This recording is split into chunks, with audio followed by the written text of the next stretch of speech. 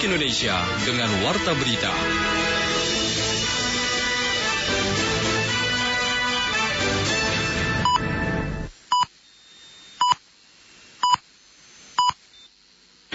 Pukul 13 waktu Indonesia Barat.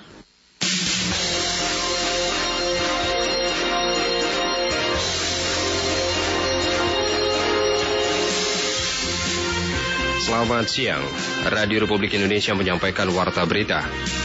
Komjen Polisi Tito Karnavian merupakan figur jenderal polisi yang bersih dan diyakini dapat memperbaiki kinerja dan institusi kepolisian.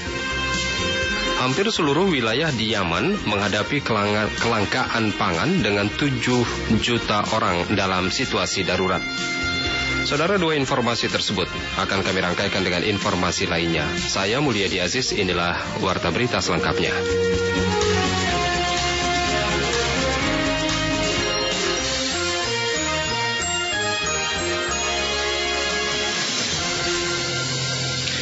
Calon tunggal Kapolri, Komjen Polisi Tito Karnavian, merupakan figur jenderal polisi yang bersih dan diyakini dapat memperbaiki kinerja dan institusi kepolisian. Hal tersebut dikemukakan mantan anggota Kompolnas Edi Saputra Hasibuan kepada RRI hari ini. Informasi selengkapnya disampaikan Muhammad Isnen Suhanda. Catatan positif yang disampaikan Komisi Pemberantasan Korupsi Pusat Pelaporan dan Analisis Transaksi Keuangan atau PPATK serta Kompolnas dalam rapat dengar pendapat dengan Komisi 3 DPR RI tentang calon tunggal Kapolri. Komisaris Jenderal Polisi Tito Karnavian mendapat dukungan yang baik dari mantan anggota Kompolnas Edi Saputra Hasibuan. Menurut Edi Saputra Hasibuan, rekam jejak dari Komisaris Jenderal Polisi Tito Karnavian ini sangat baik dan merupakan modal utama bagi pembenahan institusi Polri. Edi Saputra Hasibuan optimis Tito Karnavian dapat membenahi institusi Polri yang selama ini masih terdapat stigma negatif di mata masyarakat. Mereka juga memberikan penilaian bahwasanya Pak Tito Karnavian ini sangat clean ya, tidak ada masalah, dan memang beliau ya selama ini yang kami pantau, yang kami teliti ya, memang memiliki rekam jejak yang bagus, kemudian juga memiliki prestasi yang baik ya. Saya kira ini menjadi modal yang cukup besar untuk membenahi Polri ke depannya. Nah, kita tahu sendiri saat ini banyak sekali masyarakat yang menyampaikan keluhan terhadap kinerja kepolisian ya. Dan saya kira memang kita harapkan ke depan Pak Tito inilah yang bisa memberikan jawaban kepada masyarakat, yang memberikan pembinaan terhadap kepolisian, memberikan peningkatan profesionalisme Polri sehingga polisi yang kita cintai ini akan semakin baik pada masa yang datang ya. Komisaris Jenderal Polisi Tito Karnavian sebelum mendapatkan persetujuan dari DPR maka akan menghadapi rangkaian uji calon Kapolri. Di antaranya hari ini DPR akan melakukan kunjungan ke kediaman Tito Karnavian. Selanjutnya pada hari Kamis besok, Tito Karnavian dijadwalkan menjalani uji kepatutan dan kelayakan fit and proper test di DPR. Demikian Muhammad Isnen Suhanda melaporkan. Selain menelan 6 korban jiwa, bencana tanah longsor di Desa Gumelem, Kulon, Kecamatan Susukan, Banjarnegara juga mengakibatkan sejumlah infrastruktur seperti jembatan dan jalan rusak. Dinas Pekerjaan Umum Banjarnegara menyatakan untuk perbaikan jembatan dan jalan yang rusak saat ini masih menjadi kewenangan BPBD. Karena itu, BPBD diminta untuk segera melakukan penanganan darurat agar akses warga dapat kembali terbuka. Informasi selengkapnya disampaikan Joko Winarno. Selain menewaskan 6 orang, bencana tanah longsor di Desa Gumelem Kulon, Kecamatan Susukan juga mengakibatkan kerusakan di sejumlah infrastruktur seperti jalan dan jembatan. Sedikitnya ada 6 jembatan yang mengalami rusak parah, bahkan 4 jembatan di antaranya hilang karena terbawa banjir. Akibatnya puluhan keluarga yang berada di sejumlah dusun terisolir karena tidak dapat kemana-mana akibat jembatan terbawa banjir. Selain itu sejumlah titik jalan juga rusak akibat longsor. Kepala Dinas Pekerjaan Umum Banjarnegara Supriyo mengatakan untuk penanganan jembatan dan jalan yang rusak karena bencana, saat ini masih menjadi tanggung jawab BPBD dalam penanganan darurat. Sedangkan untuk penanganan selanjutnya, nantinya akan menjadi kewenangan DPU setelah masa darurat selesai. Karena itu pihaknya meminta kepada BPBD untuk membangun jembatan darurat agar akses warga dapat kembali kebuka. Untuk diperbaiki darurat, itu menjadi tanggung jawab BPBD. Tapi untuk ditangani menjadi jalan permanen dengan konstruksi standar itu harus ditangani setelah masa darurat selesai. Tapi kalau masih dalam kondisi masa darurat masih jadi tanggung jawab BPBD yang harus diperbaiki. Tapi kan ini masih harus ditangani oleh BPBD dulu sampai masa daruratnya habis. Nah, setelah nanti masa darurat habis baru ditangani dengan APBD untuk dijadikan permanen. Sementara itu, Kepala BPBD Banjarnegara Catur Subandrio mengatakan untuk membuka akses warga, saat ini pihaknya dibantu warga tengah membuat jembatan darurat. Dengan pembuatan jembatan darurat ini diharapkan akses warga dapat terbuka serta dapat memudahkan pihaknya dalam mengirimkan bantuan ke lokasi bencana. Dinas Sosial Kabupaten Sangihe menyalurkan bantuan bahan makanan bagi korban banjir dan tanah longsor di sejumlah lokasi. Alfa Mauri menyampaikan laporannya.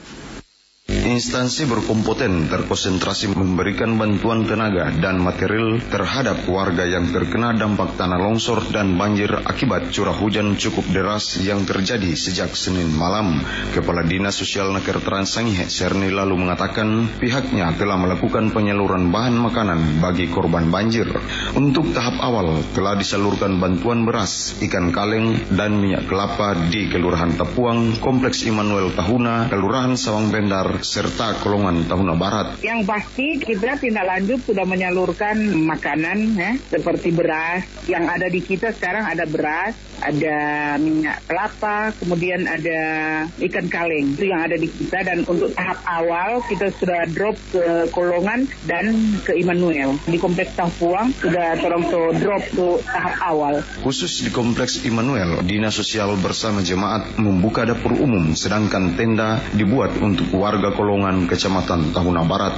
Alfa Mauri melaporkan. Anda sedang mengikuti Warta Berita RRI. Saudara, nelayan asal Kabupaten Rokan Hilir, Provinsi Riau diusir polisi perairan Malaysia saat mencari ikan di perairan Selat Malaka, tepatnya di perbatasan antara Pulau Jemur, Kabupaten Rokan Hilir dengan Malaysia. Informasi selengkapnya disampaikan Tongkulem Siregar. Nelayan asal Kecamatan Pasir Limau Kapas, Kabupaten Rokan Hilir, Provinsi Riau, selama ini sering diusir polisi perairan Malaysia saat mencari ikan di perairan Selat Melaka, yaitu di perbatasan antara Pulau Jemur, Kabupaten Rokan Hilir dengan Malaysia. Kepala Dinas Perikanan dan Kelautan Provinsi Riau, Tin Mastina, kepada RRI memastikan saat ini pihaknya masih menelusuri informasi pengusiran nelayan Indonesia saat melaut di perairan tersebut dengan menurunkan tim ke Rokan Hilir. Investigasi bersama pihak terkait dilakukan karena di daerah perairan saat nelayan tersebut diusir apakah termasuk perairan Indonesia atau Malaysia. Selama ini pihaknya belum mendapatkan laporan pengusiran tersebut. Namun karena saat ini nelayan tidak lagi berani melaut, maka pihaknya bersama pemerintah Kabupaten Rokan Hilir langsung menerjunkan tim untuk mempelajari hal tersebut. Jadi sementara ini saya dengan Pak Firdaus dari DPRD yang asal Rokan Hilir sedang mencari datanya dulu nih ke sana dan cek ke Rokan Hilir dulu. Sejauh mana apakah nelayan kita benar-benar ditangkap atau dilaporkan kemana? Sebetulnya kan yang harusnya mereka kan bisa melaporkan ke yang legal, misalnya Pol Air atau Pok Maswa setempat atau dan Lanal sana. Nah kan harusnya ada terima laporan dari situ. Nah laporan itu yang belum ada, kami terima secara langsung. Sebelumnya, salah seorang nelayan Rokan Hilir, Sahrin Sregar, menyampaikan pengusiran tersebut. Polisi perairan Malaysia menodongkan senjata kepada mereka yang sedang mencari ikan. Terakhir terjadi pada Selasa pekan lalu. Ia bersama rekannya yang sehari-hari melaut di perairan Selat Melaka kaget terhadap pengusiran yang dilakukan polisi perairan Malaysia dengan menggunakan senjata api. Padahal lokasi penangkapan ikan yang dilakukannya masuk wilayah Negara Kesatuan Republik Indonesia (NKRI). Pemerintah terus mendorong peningkatan kualitas pelayanan puskesmas kepada peserta jaminan kesehatan nasional yang dikelola oleh BPJS Kesehatan, di antaranya dengan penerapan pembayaran kapitasi berbasis pemenuhan komitmen pelayanan atau KBK. Puskesmas yang memenuhi komitmen akan mendapatkan reward.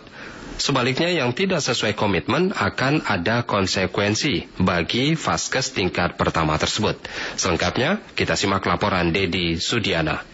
Seluruh provinsi di Indonesia sudah bersepakat untuk menerapkan kapitasi berbasis pemenuhan komitmen pelayanan KBK di Puskesmas. 33 provinsi telah melakukan penandatanganan kerjasama dan melaksanakan KBK tersebut di 960 puskesmas, sementara Provinsi Jawa Timur belum merealisasikan karena menunggu juknis KBK. Hal itu diungkapkan Direktur Utama BPJS Kesehatan Fahmi Idris usai penandatanganan peraturan bersama antara Kementerian Kesehatan dengan BPJS Kesehatan tentang petunjuk teknis kapitasi berbasis pemenuhan komitmen pelayanan. Menurutnya, KBK merupakan metode pembayaran paskes yang banyak diterapkan di berbagai negara yang menjalankan social insurance. Sistem tersebut terbukti dapat meningkatkan perform dan fasilitas primer dalam memberikan pelayanan kesehatan kepada peserta karena paskes didorong untuk memberikan pelayanan yang terbaik sesuai komitmen. Kalau sudah komit, Anda mendapat kapitasi full kapitasi dengan rupiah itu kalau komit. Kalau kemudian komitmen tidak dipenuhi, itu ada konsekuensi dong.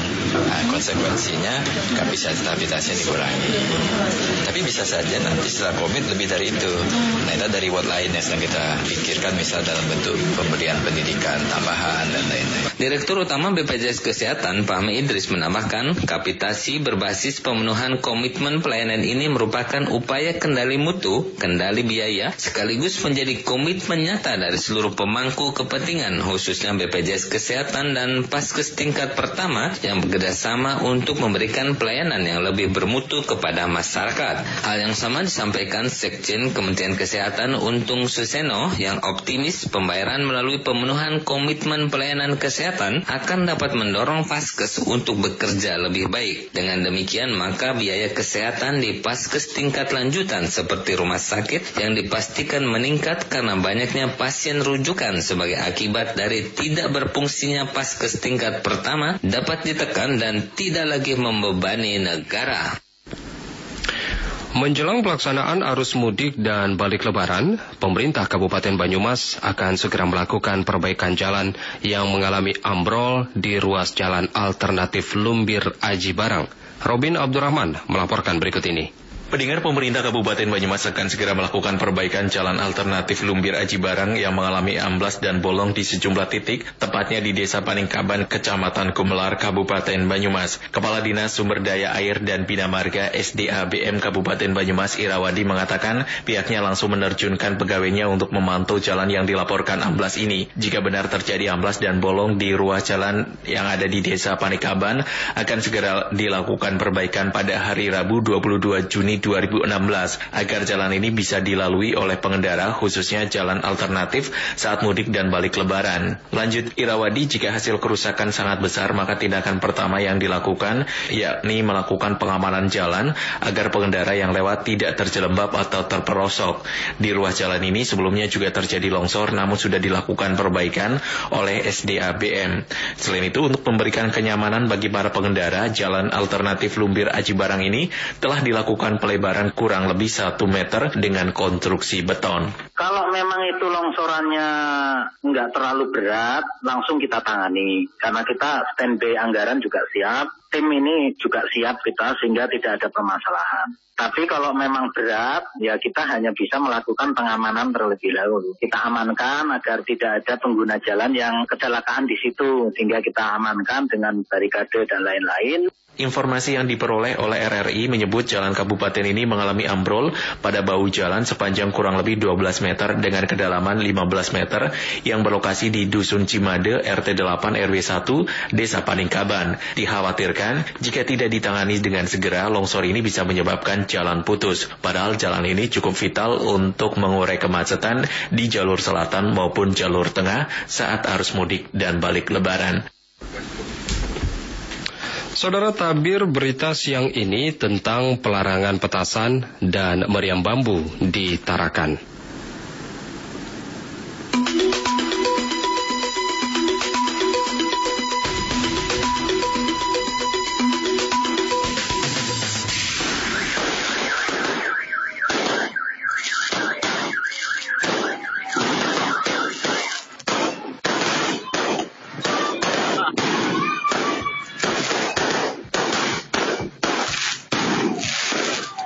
Petasan sudah menjadi salah satu tren tersendiri ketika memasuki bulan suci Ramadan. Kerap terdengar ketika menjelang berbuka puasa dengan permainan meriam bambu atau leduman, istilah masyarakat di Kalimantan Utara. Selain permainan tradisional tersebut, petasan modern juga terdengar ketika usai berbuka puasa atau ketika menjelang pelaksanaan sholat tarawih pada malam hari. Namun suara tersebut mulai kurang dirasakan masyarakat Tarakan di tahun 2016 ini atau bertepatan 1437 Hijriah karena keluarnya surat edaran Wali Kota Tarakan nomor 300/973/sosial 31 Mei 2016 lalu tentang ketertiban umum selama bulan suci Ramadan 1937 Hijriah. Dalam surat tersebut, salah satunya mengatur tentang dilarang untuk membuat, memperdagangkan, membunyikan segala jenis petasan, kembang api, serta alat permainan yang dapat membahayakan diri sendiri dan orang lain. Selain itu, melarang membunyikan meriam bambu atau leduman.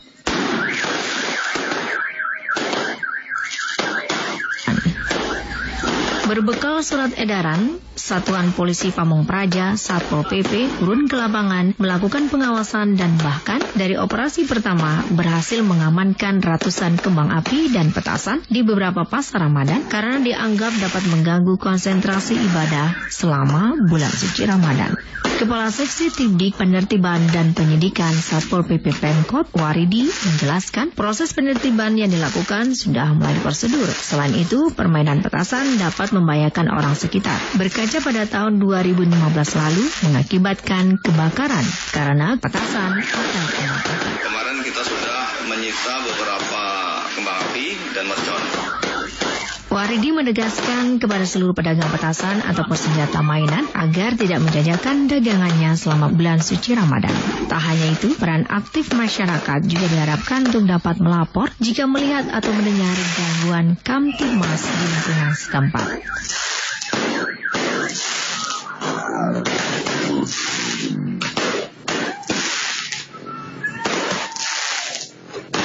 Koordinator Patroli Satpol PP Kota Tarakan, Kamsir, menjelaskan, meskipun pemerintah tidak memberikan izin penjualan, namun barang tersebut masih didatangkan perorangan, baik menggunakan sarana kapal laut dari wilayah Jawa, juga diindikasikan didatangkan dari negeri jiran Malaysia.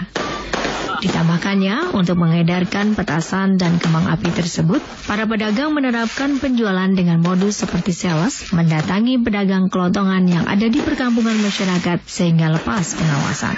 Kalau untuk yang bilang orang non-resmi ini, ya ini yang memang terkadang menjadi PR bagi kita yang jalur-jalur atau jalan-jalan tikus ya. Mungkin dia membawa sendiri langsung dari luar Tarakan ya. Kita katakan petasan dan kembang api sejenisnya dari Malaysia juga masuk kok di Tarakan. Tapi kami dari tim ya kaitan dalam hal ini ya tetap juga berusaha. Nah, apa yang kita butuhkan adalah dukungan masyarakat, laporan-laporan masyarakat ya, di mana tempat-tempat peredarannya, kemudian permainannya. Lebih lanjut dijelaskan Kamsir, pihaknya akan terus melakukan patroli. Namun hal ini tidak akan berjalan maksimal sehingga perlu ada dukungan masyarakat untuk memberikan informasi ketika mengetahui ada permainan atau penjualan petasan di wilayahnya.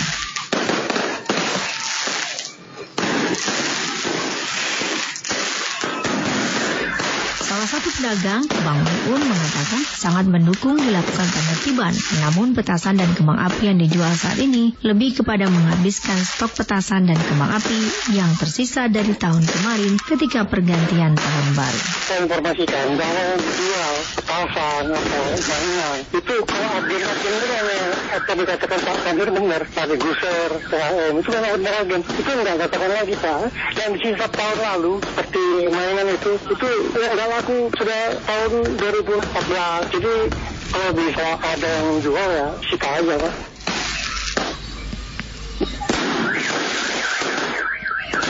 Namun pemerintah bersikap tegas sesuai surat edaran pemerintah melalui Dinas Perindustrian, Perdagangan, Koperasi dan UMKM Kota Tarakan tidak memberikan rekomendasi penjualan kepada 4 agen di Tarakan yang di tahun-tahun sebelumnya mendatangkan petasan dan kembang api tersebut. Dituturkan Kepala Bidang Perindustrian Disperindakob dan UMKM Kota Tarakan, Muhammad Romli, surat edaran yang dikeluarkan sudah melalui pembahasan berbagai pihak dan dampaknya sangat positif. Terbukti bunyi petasan mulai berkurang meskipun tidak hilang sepenuhnya. Permainan kembang api dan petasan yang sudah menjadi hiburan luapan kegembiraan anak-anak memiliki dampak positif dan negatif, sehingga menjadi pertimbangan bagi orang tua untuk tidak memberikan ketika masih belum mengetahui bahaya yang ditimbulkan. Saudara, demikian tabir berita produksi tim pemberitaan RRI Tarakan. Saya Yuli Margiani dan seluruh kerabat kerja yang bertugas mengucapkan terima kasih. Sampai jumpa di lain kesempatan.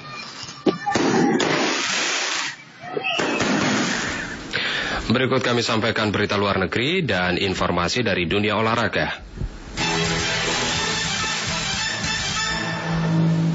Hampir seluruh wilayah di Yaman menghadapi kelangkaan pangan dengan 7 juta orang dalam situasi darurat.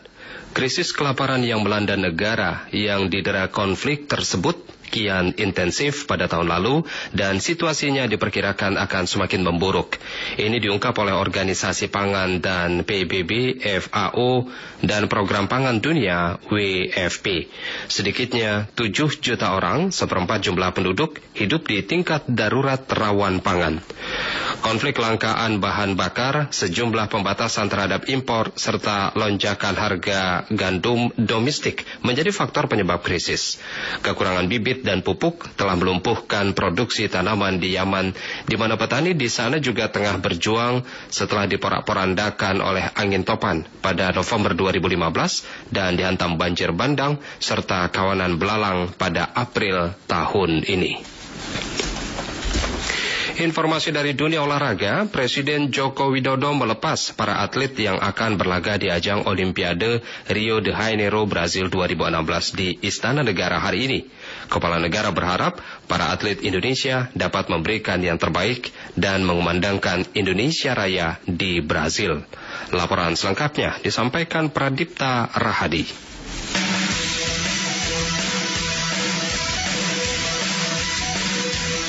Presiden Joko Widodo dalam sambutannya ketika melepas para atlet yang akan berlaga di Olimpiade Rio de Janeiro, Brazil, mengatakan bahwa dirinya ingin melihat para atlet menyumbangkan banyak medali untuk Indonesia. Tidak hanya itu, kepala negara ingin para atlet dapat memandangkan lagu kebangsaan Indonesia Raya di Brazil. Presiden ingin para atlet dapat menunjukkan kepada dunia bahwa bangsa Indonesia adalah bangsa yang bermental pemenang dan sanggup untuk berkompetisi serta menjadi juara di dunia. Yang lebih penting dari medali, saya harap para atlet semua bisa menunjukkan kepada dunia bahwa Indonesia adalah bangsa yang besar, bangsa yang tangguh, bangsa yang sanggup bersaing, bangsa yang bermental pemenang. Tunjukkan bahwa bangsa Indonesia bisa selalu menjaga fair play, disiplin, dan tidak jumawa. Sebab saya percaya semua orang Indonesia mempunyai nilai-nilai keutamaan tersebut. Hanya saja masih banyak yang terpendam. Jadi saat menunjukkan nilai-nilai keutamaan itu di pentas Olimpiade, saya harap bisa menjadi inspirasi bagi kita semuanya, bagi rakyat Indonesia. Sebelumnya Menteri Pemuda dan Olahraga Imam Nahrawi mengatakan para atlet akan mendapatkan fasilitas baik selama berlaga di Brazil nanti. Selain itu Menpora juga menambahkan bagi para peraih medali emas di ajang Olimpiade akan mendapatkan uang pensiun sebesar 20 juta rupiah per bulan. Berikutnya kami laporkan juga bahwa semua atlet akan mendapatkan fasilitas yang lebih daripada Olimpiade kemarin, terutama tiket kelas bisnis, bonus yang akan dilipat gandakan daripada Olimpiade sebelumnya. Berikutnya juga kami sudah menyiapkan masa depan atlet Olimpian dan ini sudah kita lakukan sejak tahun 2016. Tim Indonesia ikut dalam ajang Olimpiade Rio de Janeiro, Brazil 2016. Hingga hari ini tim Indonesia telah menyumbangkan 27 medali. Di ajang Olimpiade Rio ini, Indonesia mengirimkan 10 atlet bulu tangkis, 4 atlet panahan, 7 atlet angkat besi, 2 atlet dayung, 1 atlet balap sepeda, dan 1 atlet atletik.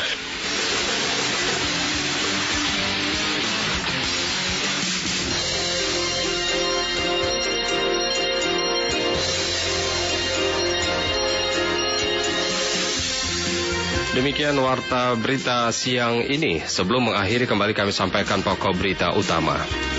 Komjen Polisi Tito Karnavian merupakan figur jenderal polisi yang bersih dan diyakini dapat memperbaiki kinerja dan institusi kepolisian.